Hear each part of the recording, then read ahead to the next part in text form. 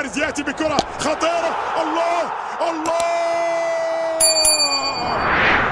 الجائع لا يستسلم بسهولة. ذلك وبعدت جوليان ألفاريز جاء بالعرضية. الله، يبدأ الآن يبدأ الآن يبدأ الآن يبدأ الآن. الله، سهم مدريد. الله، نقل الكرة من أردا جولر وبعد ذلك في الشباك في الشباك. فينيسيوس جونيور يأتي بالكرة، يمر بصورة ممتازة. الله الله الله،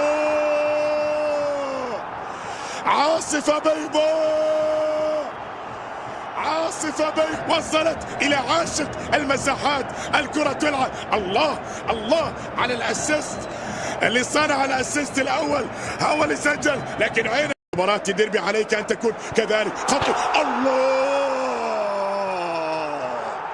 يا للجنون يا للجنون. والخبير كوكي يصنع الهدف والراسية قاتلة لا تجزى. يسجل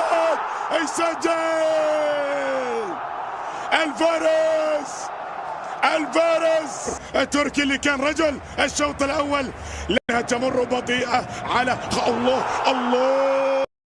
مالي جنوني هذا الديربي. عنده هذه. الله الله الله،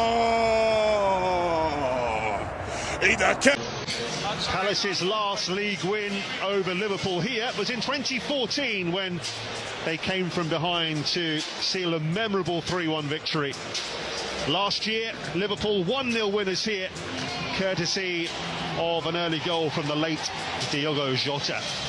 Arne Slot would happily take another narrow victory here and extend his side's lead at the top of the table. Winning is a good habit, and it's a habit that Liverpool have got at the moment. All the momentum is with the Reds. It's Crystal Palace versus Liverpool at a packed Selhurst Park. The last two remaining unbeaten teams in the Premier League go head-to-head. Palace looking to equal their club record unbeaten run. Liverpool looking for an 8th consecutive victory in League and Cup.